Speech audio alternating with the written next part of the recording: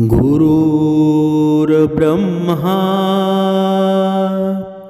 गुरुर्विष्णू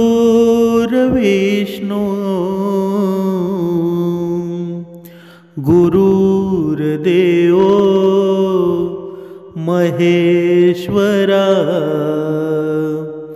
सद्गुरु साक्षात परब्रह्मा तस्मै श्री सद्गुरुवे नमः।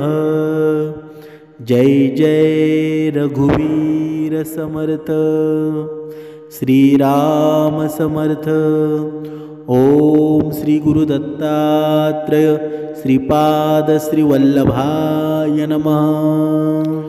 सद्गुरु चरणांना नतमस्तक होऊन आपण या निरूपणास सुरुवात करूया।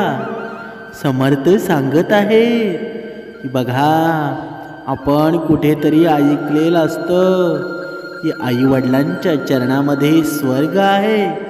आईवडील आपले माता पिता हेच परमेश्वर आहे। पण आजच्या या कलियुगातला मनुष्य, आजच्या या कलियुगातला मुलगा आईवडिलांच्या पाया पडतो का? आईवडिलांच्या चरणाशी स्वर्ग नक्की आहे का? त्याला असं वाटतं का? समर्थ पुढे सांगत आहे की आजचा मुलगा आहे ना, जर कुणी वडीलधारा माणूस त्याला चुकीचं तू काम करतो आहेस, त्याची चुकी असेल तरी त्याला कोणी सांगायला गेलं ना, तरीही सुद्धा तो उद्धट बोलतो। त्याला तो चुकून सुद्धा मी बरोबरच आहे अशा परिस्थितीमध्ये तो असतो। मग असा मुलगा आईवडिलांच्या पाया पडेल का? आईवडिलांच्या पाया तो कधी पडेल? आईवडिलांच्या चरणाशी स्वर्ग त्याला कधी दिसेल? जेव्हा तो भक्ती मार्गामध्ये असेल, समर्थांच्या विचारांवर अवलंबून असेल, समर्थांच्या विचारांवर त्याचे वैखरी असेल, त्याच्या वैखरीतून निघणारा प्रत्येक शब्द श्रीरामांचा असेल, तरच बघा समर्थ पुढे सांगत आहे, या जगामध्ये जो आईवडिलांच्या रोज पाया पडतो, जो आईवडिलांना परमेश्वरासारखा दर्जा देतो ना, तोच या जगामध्ये सर्वात सुखी आहे। नाहीतर या जगामध्ये कुणीच सुखी नाही। जेव्हा आईवडिलांचा आशीर्वाद असतो ना, त्याला काही काळाचं भय राहत नाही। कारण मनुष्याच्या जीवनामध्ये पहिला गुरु असतो तो म्हणजे आईवडील, माता पिता, आणि शेवटपर्यंत सुद्धा तेच गुरु असतात ज्यांच्या जीवनामध्ये माता पिता बघा त्यांची भरपूर सेवा मुलगा करतो ना, त्याला कुठलाही देव करण्याची गरज नाही, कोणत्याही देवस्थानामध्ये जाण्याची गरज नाही, त्यांच्या चरणापाशीच स्वर्ग आहे। बघा, या पूर्ण माहितीचं विश्लेषण आपण या निरूपणामध्ये करणार आहोत। समर्थ पुढे सांगत आहे की एकदा भगवान शिव कैलास पर्वतावर बसले होते आणि तेव्हा माता पार्वती भगवान शिवांना भेटण्यासाठी कैलास पर्वताच्या दिशेने प्रस्थान करतात बघा। आणि तेव्हा माता पार्वतीचं लक्ष मृत्यू लोकातील स्त्री पुरुषावर पडतं। आणि तेव्हा माता पार्वतींना असं दिसतं की मृत्यू लोकातील लोक खूप सुखी आहेत आणि काही लोक खूप दुःखी आहेत। काही त्यांच्या आईवडिलांची सेवा करत आहेत, तर काही आपल्या आईवडिलांना ठोकर मारत आहेत, आपल्या आईवडिलांना घराच्या बाहेर काढत आहेत। अशा प्रकारचे विचार माता पार्वतीच्या मनामध्ये येत होते। बघा, मृत्यू लोकामध्ये सुखी माणूस जास्त सुखी का आहेत आणि दुःखी लोक खूपच दुःखी का आहेत, या प्रकारे माता पार्वतीच्या मनामध्ये खूप प्रश्न येत होते। तोपर्यंत माता पार्वती कैलास पर्वतावर आल्या आणि भगवान शिवांना प्रार्थना करू लागल्या की हे प्रभू, माझ्या मनामध्ये आज 3 प्रश्न येत आहेत। भगवान शिव माता पार्वतीला म्हणाले, तू तुझ्या मनातले सगळे प्रश्न मला सांग, मी तुझ्या प्रश्नांचं उत्तर देईल. भगवान शिवांचं बोलणं ऐकून माता पार्वती म्हणायला लागल्या, हे प्रभू, 3 प्रश्न आहेत. पहिला प्रश्न, या जगामध्ये सगळ्यात मऊ कोणती गोष्ट आहे? दुसरा प्रश्न, या जगामध्ये सगळ्यात गोड तरी काय आहे? आणि तिसरा प्रश्न, माणसाची कोणती सवय त्याला गरीब किंवा श्रीमंत बनवते? बघा, हे आपण हे निरूपण, हे विश्लेषण करत आहोत की माता पित्याच्या चरणामध्ये स्वर्ग का असतो, हे सर्वांनी लक्षात घ्यावं. बघा, हे 3 प्रश्न बघा माता पार्वतीने भगवान शिवांना विचारले. तेव्हा माता पार्वतीचं बोलणं ऐकून भगवान शिव म्हणाले, हे पार्वती, मी आता तुला एक कहाणी ऐकवतो, एक गोष्ट सांगतो. ही कहाणी लक्ष देऊन ऐक. जर तू ही कहाणी पूर्ण लक्ष देऊन ऐकलीस तर नक्कीच तुझ्या 3ही प्रश्नांची उत्तरं तुला मिळतील आणि तुझे पूर्ण समाधान होऊन जाईल. बघा, भगवान शिव म्हणाले, खूप दिवस आधीची गोष्ट आहे. एका शहरामध्ये एक व्यापारी राहत होता. त्याच्या 3 मुली होत्या. त्या 3ही दिसायला खूप सुंदर होत्या. त्या 3ही मुली राजकन्येसारख्या दिसत होत्या. भगवान शिव म्हणतात, एक वेळची गोष्ट आहे. तो व्यापारी व्यापार करण्यासाठी विदेशी जाण्याची तयारी करतो आणि तेव्हा त्याच्या मनामध्ये विचार आला की जेव्हा परत येईल तेव्हा आपल्या 3ही मुलींसाठी काही ना काही घेऊन येईन. तेव्हा भगवान शिव म्हणतात, हे पार्वती, तो व्यापारी मनामध्ये विचार करू लागला की मी या 3ही मुलींसाठी काय घेऊन येऊ, हे मला 3ही मुलींना एकदा तरी विचारायला पाहिजे. बघा, मग त्याने आपल्या 3ही मुलींना जवळ बोलावलं आणि त्याने मोठ्या मुलीला विचारलं, तू माझ्यावर किती प्रेम करतेस? बघा, त्या व्यापाऱ्याचं हे बोलणं ऐकल्यानंतर मोठ्या मुलीने उत्तर दिलं, मी तुमच्यावर स्वतःपेक्षा जास्त प्रेम करते. व्यापाऱ्याच्या मोठ्या मुलीने असं उत्तर दिल्याबरोबर व्यापारी खूप खुश झाला आणि मोठ्या मुलीला म्हणू लागला, मी बाहेर जाणार आहे, तुझ्यासाठी काय घेऊन येऊ? तेव्हा मोठी मुलगी म्हणाली की बाबा, मला एक सोन्याची थाळी पाहिजे. व्यापारी म्हणाला, ठीक आहे, मी जेव्हा परत येईल त्यावेळी तुझ्यासाठी एक सोन्याची थाळी घेऊन येईल. बघा, पुढे भगवान शिव माता पार्वतीला म्हणतात, मोठ्या मुलीचं बोलणं झाल्यानंतर व्यापारी मधल्या मुलीकडे गेला आणि तिला म्हणाला, मुली, तू माझ्यावर किती प्रेम करतेस? वडिलांचं बोलणं ऐकून बघा, ते ऐकल्यानंतर मुलगी म्हणाली, बाबा, या जगामध्ये मी कोणावर सगळ्यात जास्त प्रेम करत असेल ना, तर फक्त तुमच्यावर करत आहे. मधल्या मुलीचं बोलणं ऐकल्यानंतर व्यापारी खूप खुश झाला आणि तो म्हणाला, मला सांग, मी परत येताना तुझ्यासाठी काय घेऊन येऊ? बघा, मुलगी म्हणाली, माझे तुमच्यावर खूप प्रेम आहे, त्यामुळं मला असं वाटतं की तुम्ही माझ्यासाठी एक सोन्याचा पंखा आणावा.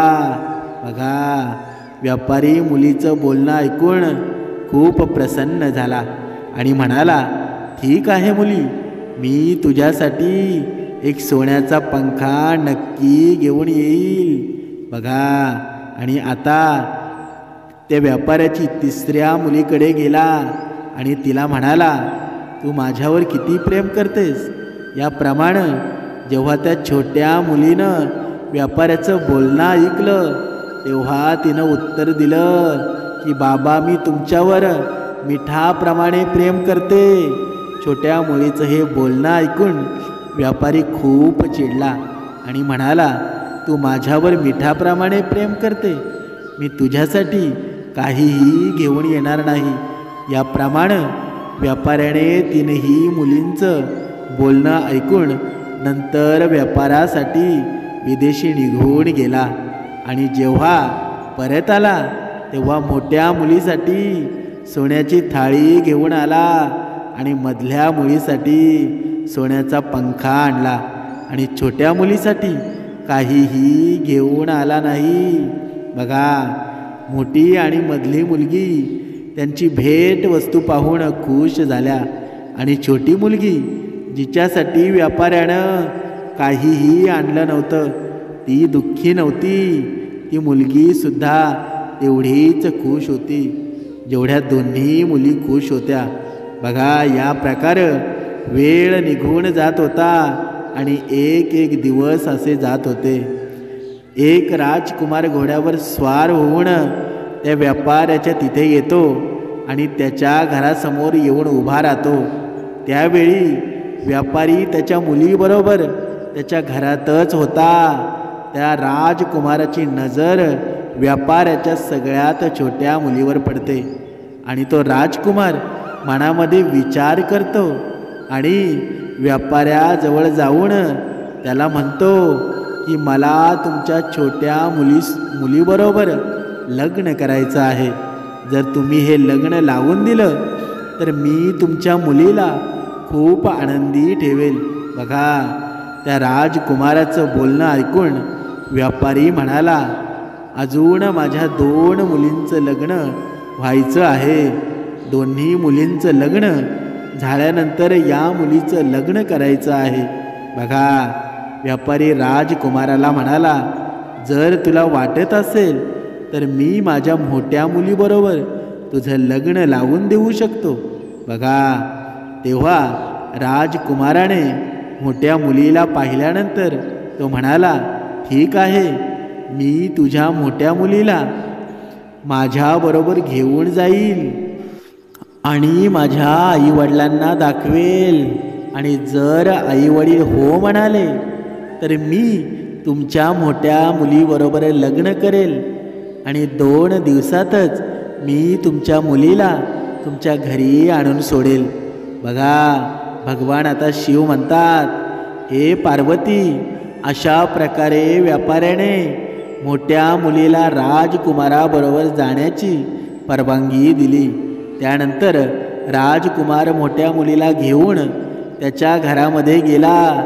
घराच्या आतील खोल्या खूप सुंदर होत्या. एका खोलीमध्ये एका आसनावर त्या मुलीला बसायला सांगितलं. भगवान शिव म्हणतात की हे पार्वती, लक्ष दे. राजकुमाराने मुलीला एका सुंदर आणि मऊ आसनावर बसवलं आणि दासीला तिच्यासाठी 1 ग्लास सरबत आणायला सांगितलं. याप्रमाणे राजकुमाराचं बोलणं ऐकून व्यापाऱ्याची मोठी मुलगी त्या मऊ आसनावर बसली आणि जसे ती सरबत पिऊ लागली तिचं मन प्रसन्न झालं.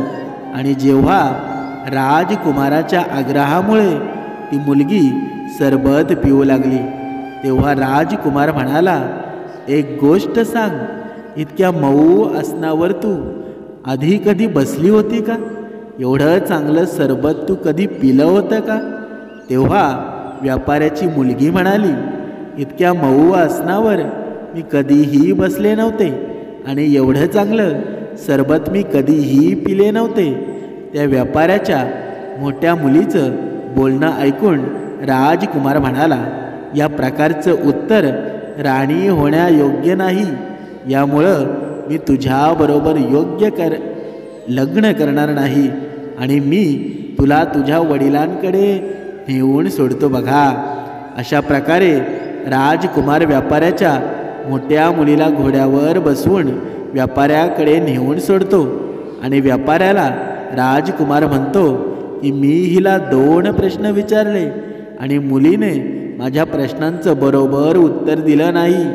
त्यामुळं मी तुमच्या मोठ्या मुलीबरोबर लग्न काही करू शकत नाही. बघा, कारण ती राणी होण्यायोग्य नाही. पुढे बघा, त्यानंतर व्यापारी राजकुमाराला म्हणाला, माझ्या मधल्या मुलीबरोबर तू लग्न कर. त्याप्रमाणे राजकुमार मधल्या मुलीला घेऊन त्याच्या घरी गेला आणि तिला सुद्धा सुंदर अशा मऊ आसनावर बसवलं आणि सरबत दिलं. तेव्हा तिला सुद्धा तेच प्रश्न विचारलं की तू या मऊ आसनावर आधी कधी बसली आहे का? तू कधी यापेक्षा चांगलं सरबत पिली आहे का? तेव्हा त्या मधल्या मुलीनं बघा तिने सुद्धा हेच उत्तर दिलं की मी एवढ्या मऊ आसनावर कधीही बसले नाही आणि एवढे चांगले सरबतही कधी पिले नाही. तेव्हा राजकुमार म्हणाला की तू राणी होण्यायोग्य नाही, त्यामुळे मी तुला तुझ्या वडिलांकडे नेऊन सोडतो. आणि राजकुमार आता त्या मुलीला व्यापाऱ्याकडे नेऊन सोडतो. याप्रमाणे जेव्हा राजकुमार व्यापाऱ्याच्या तिसऱ्या मुलीला घेऊन जातो आणि त्या मुलीला त्याच मऊ आसनावर बसवतो आणि प्यायला सरबत देतो.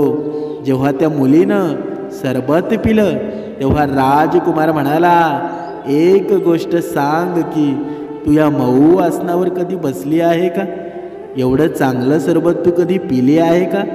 बघा तेव्हा भगवान शिव म्हणाले, हे पार्वती, आता तुझ्या प्रश्नाचं उत्तर तुला मिळणार आहे, त्यामुळे तू झोपू नकोस, लक्ष देऊन ऐक. बघा राजकुमाराचं बोलणं ऐकून तिसरी मुलगी हसून म्हणाली, तुमच्या पहिल्या प्रश्नाचं उत्तर यापेक्षा नरम आहे. बघा नरम आसनावर कधी बसली आहे का? बघा व्यापाऱ्याच्या तिसऱ्या मुलीचं उत्तर दिलं, मुलीनं उत्तर दिलं, हो यापेक्षा मऊ आसन आईच्या मांडीचं असतं, मी त्याच्यावर झोका घेतला आहे, झोपली आहे. आणि तुमचा दुसरा प्रश्न, जे सरबत तुम्ही मला दिले आहे त्यापेक्षा चांगलं सरबत मी पिली सुद्धा आहे. तर हो, या सरबतापेक्षा आईचं दूध मी पिली आहे. बघा तेव्हा भगवान शिव म्हणतात, हे पार्वती, या प्रकारे तो राजकुमार आपल्या प्रश्नांची उत्तरं मिळाल्यामुळं व्यापाऱ्याच्या तिसऱ्या मुलीबरोबर त्याचं लग्न केलं. आणि लग्नाच्या वेळी त्याने चांगले चांगले पक्वान्न बनवलं आणि त्या व्यापाऱ्याला सुद्धा बोलावलं आणि त्यांच्यासमोर चांगले पदार्थ वाढले गेले. पण त्यांच्यामध्ये सगळं गोड होतं, त्यामध्ये मीठ अजिबात नव्हतं. तो व्यापारी जी कोणती भाजी खाण्याचा प्रयत्न करत असे त्या भाजीमध्ये कशाचीही कमी नव्हती. कमी होती ती फक्त मिठाची, आणि ती बिना मिठाची भाजी होती.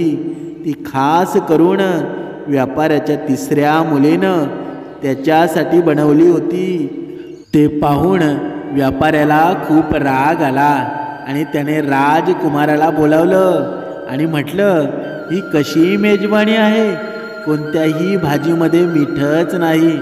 मला सांगा, बिना मिठाच्या भाजीची चव कशी असेल?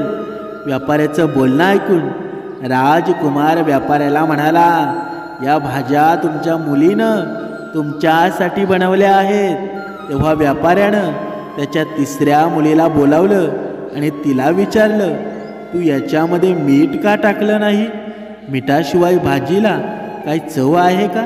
व्यापाऱ्याचं बोलणं ऐकून तिसरी मुलगी म्हणाली, बाबा, एक दिवस तुम्ही मला विचारलं होतं की माझे तुमच्यावर किती प्रेम आहे, तेव्हा मी तुम्हाला म्हणाले होते की मिठासारखे आहे.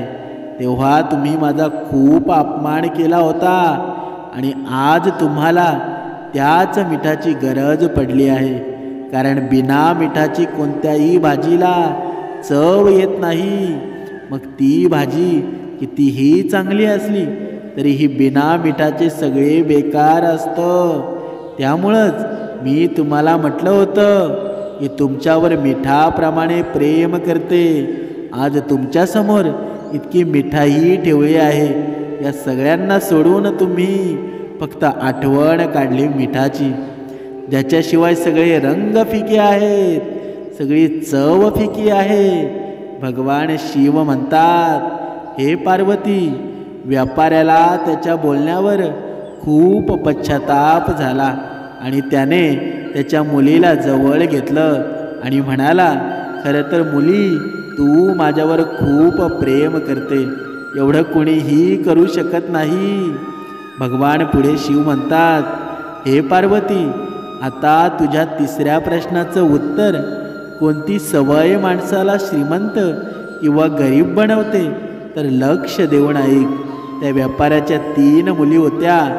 2 मुली जीवापेक्षाही जास्त प्रेम करत होत्या आणि तिसरी मुलगी मिठाप्रमाणे प्रेम करत होती. म्हणजेच आई वडिलांवर खरं प्रेम, आई वडिलांची खरी कदर ती तिसरी मुलगी करत होती. आणि त्या 2 मुलींना तर फक्त सोन्याची थाळी आणि सोन्याचा पंखा मिळाला. आणि ही तिसरी मुलगी तिच्या आईवडिलांवर खरं प्रेम करत होती, त्यांची खरी सेवा करत होती. त्यामुळंच तिचं लग्न एका राजकुमाराबरोबर झालं आणि ती खूप श्रीमंत झाली. या गोष्टीपासून आपल्याला हे शिकायला मिळतं की आईवडिलांच्या चरणामध्ये स्वर्ग असतो. जे आईवडिलांची सेवा करतात ना, ते निश्चितच सुखी होतात. समर्थ पुढे सांगत आहेत की या जगामध्ये, या विश्वामध्ये आईवडिलांसारखं दैवत नाही. जिथे दया, क्षमा, शांती हे सर्व गुण संपन्न जर या विश्वामध्ये, या ब्रह्मांडामध्ये जर कोणी असेल ना, तर ते आपले आईवडील आहेत.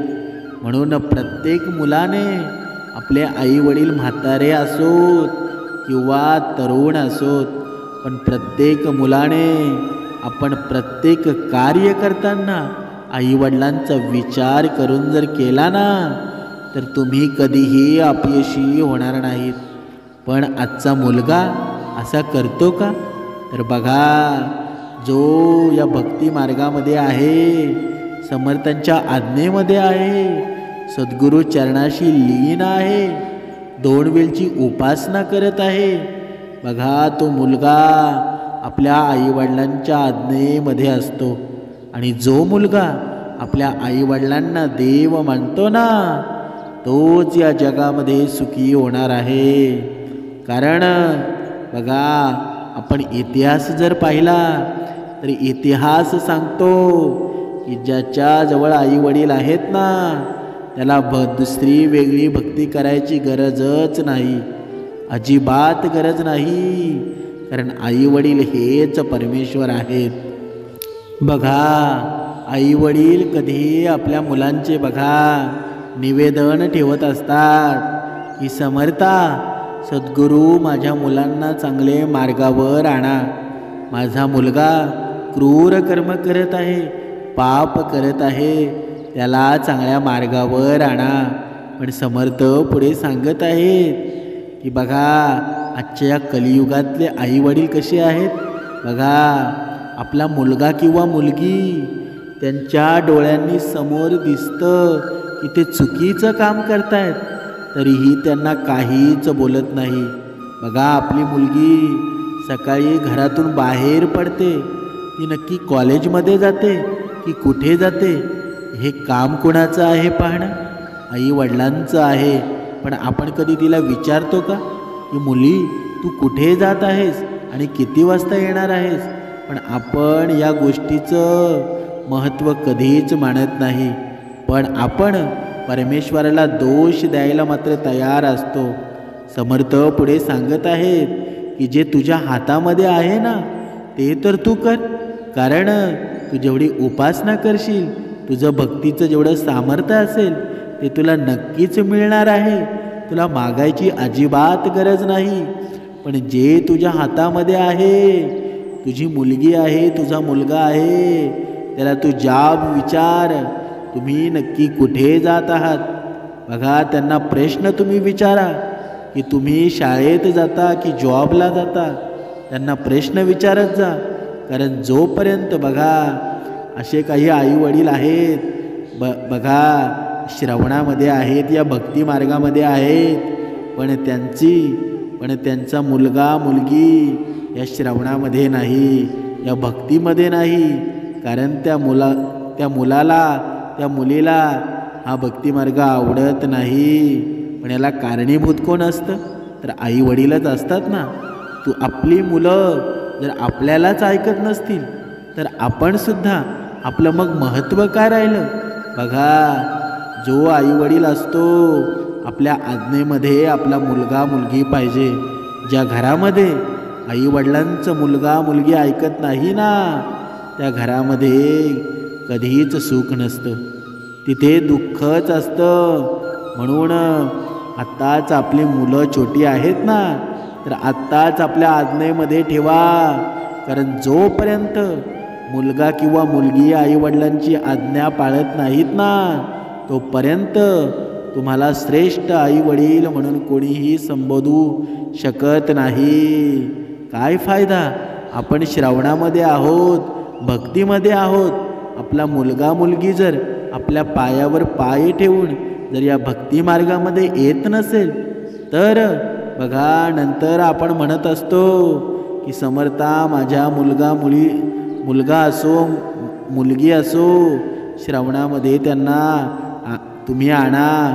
पण काही गोष्टी समर्थ तर ती तुमची वेळ पूर्णत्वास नेतीलच, पण तुमचं पण काही कार्य आहे, ते कार्य मात्र तुम्ही करत नाही आणि समर्थांवर तुम्ही लोटून देता, समर्थांना सांगून टाकता.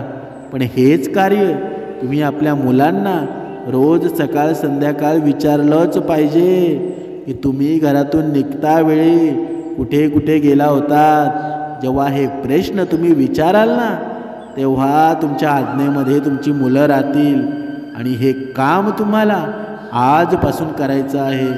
तेव्हाच सुसंस्कृत पिढी घडेल आणि सद्गुरू मार्गावर सर्व पिढी चालेल. नाहीतर आजच्या या कलियुगामध्ये आजची मुलं मुली कुठे जातात, काय करतात? बघा, सोन्यासारख्या आईवडिलांचा साथ सोडून एखादा पुरुष येतो आणि त्याच्यासोबत पळवून जातात. बघा, ही संस्कृती आहे का? ही भारतीय संस्कृती आहे का? ही हिंदू संस्कृती आहे का? म्हणून जर आपली संस्कृती टिकवायची असेल, आपली भाषा टिकवायची असेल, तर आपला मुलगी किंवा मुलगा आपल्या आज्ञेमध्ये राहिला पाहिजे. बघा, नाहीतर जिथे आपला मुलगा जर आईवडिलांना उलटसुलट उत्तरं देत असेल, उलटसुलट बोलत असेल, तर त्याचा काहीही फायदा नाही. तो कधीही चांगल्या मार्गावर येणार नाही, त्याची अधोगतीच होणार. म्हणून आपण आपली सोडवणूक केली पाहिजे. कारण जोपर्यंत आपल्या आज्ञेमध्ये आपली मुलं नसतील ना, तर बघा, सद्गुरू प्राप्ती तशी होईल का? म्हणून जेव्हा आपण आपल्या घरापासून सुरुवात करू, तेव्हाच आपण इतरांना ज्ञान देऊ शकतो. नाहीतर स्वतःच्या घरामध्ये मुलं चांगली कर्म करत नाही आणि इतरांना बघा सांगत सुटतो, इतरांना उपदेश देत सुटतो, त्याचा काही फायदा आहे का? म्हणून आपल्या घरापासून सुरुवात करा. आपल्या मुलांना बघा श्रवणाला बसवा, भक्ती मार्गाला बसवा. ज्याप्रमाणे शिक्षणाची गरज आहे ना, त्याप्रमाणे या जीवाला, प्रत्येक जीवाला परमात्माची गरज आहे, प्रत्येक जीवाला भक्तीची गरज आहे. आणि जोपर्यंत ही भक्ती घडत नाही, तोपर्यंत या जगामध्ये जन्माला येऊन या जीवाचं काहीही फायदा नाही. नरक यातना भोगाव्या लागणार आहेत. आणि नरक तो यम लोकाचा प्रवास आहे ना, तो शब्दात सुद्धा सांगता येत नाही. म्हणून समर्थ सांगत आहे की मनुष्या, तुझा आज ही वेळ गेलेली नाही. तू आजपर्यंत केलेले क्रूर कर्म आहेत ना, एका क्षणात धुळीत मिळून जातील. पापांचं रूपांतर तुझ्या पुण्यामध्ये होईल. पण भक्ती मार्ग धर, सद्गुरूंच्या चरणाशी लीन हो. वेळ लागणार नाही तो सुधरायला. तुझं होत्याचं नव्हतं झालं आहे ना, तर ते सुद्धा बघा, तुला अशी अफाट धन संपत्ती येऊन जाईल ना. पण सद्गुरूंचे चरण धर, सद्गुरूंच्या चरणाशी लीन हो. तुझ्या स्वप्नात नव्हतं ते सुद्धा होऊन जाईल. कारण जिथे सद्गुरू कृपा होते ना तिथे होत्याचं नव्हतं होऊन जातं. आणि हे करणारे फक्त श्रीराम समर्थ आहेत. जिथे राम आहेत, श्रीराम समर्थ आहेत ना, तिथे सर्व काही शक्य आहे. जय जय रघुवीर समर्थ.